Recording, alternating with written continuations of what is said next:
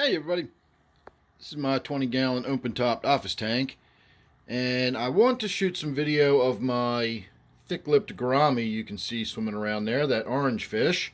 But before I do that, I want to make a quick correction. I shot a video yesterday, which has now been deleted because it had some inaccurate information in there. I spoke about my temple plant here, my hygrophila, I have found out is how it's pronounced. And I had mistaken which species of hygrophila this was. I thought this was what is known as East Indian swampweed, and that is the Hygrophila polysperma. And that's what I was talking about when I said that it was illegal in some states and it got into water systems and choked them up and so on and so forth. This is not. This is sold as narrow leaf temple plant, and I'll grant you this one looks pretty rough right now. I'm dealing with some nutrient issues, but that's a different story.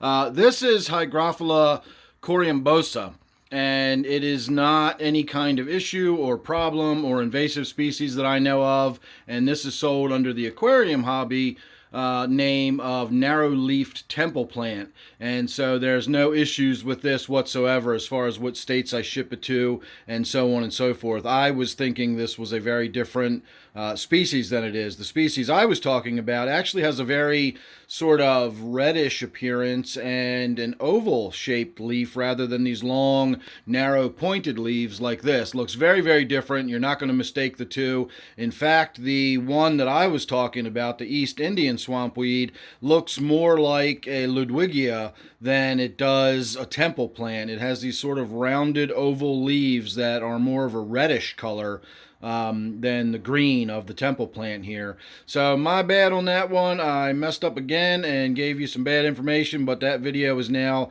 been deleted and I have now corrected myself, and I can move on with talking about my little thick-lipped gourami in here.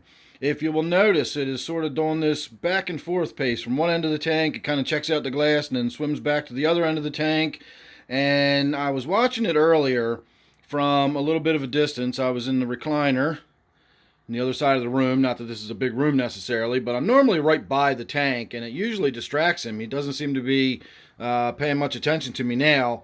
But this is the behavior I was watching earlier, and it almost seems like that I need to get out of this tank kind of behavior. I've seen this behavior in fish before, and it's usually when they are in water that's not right for them. If it's a hard water fish that's being kept in very soft water or vice versa, a lot of times the fish will swim around like they're trying to get out of it, like they're trying to find more suitable water.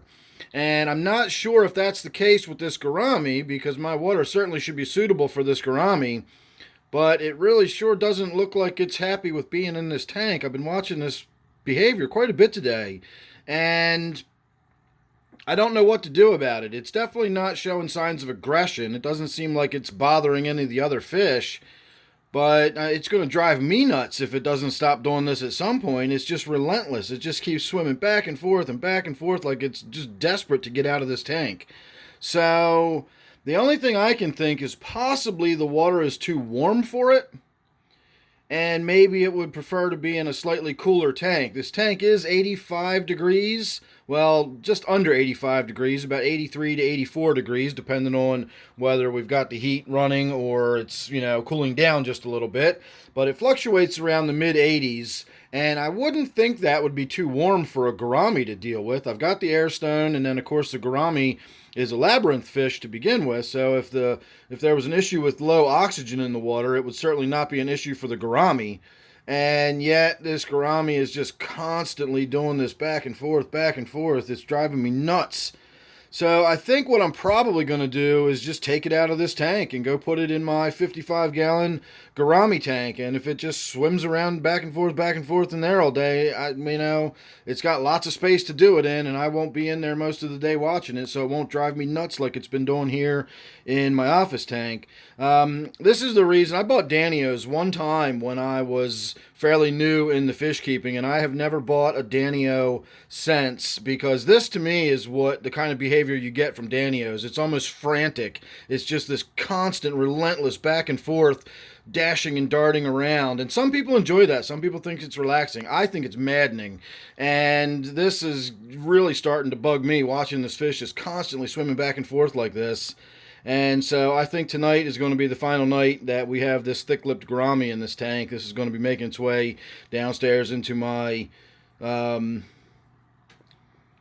tank. I feel like I'm watching a tennis match here. So that's it. I'm going to go because I'm getting really sick of going back and forth, back and forth. Like I said, I feel like I'm watching a tennis match. So there you go. Look forward to seeing this gourami in my gourami tank on the next video. And I'm going to say thanks for watching this one. Hope I didn't cause any confusion or anything with my misidentification of my temple plant there. And I'm going to say thanks again. Don't forget this one is my open-topped office tank. And I'll see you real soon in the next one.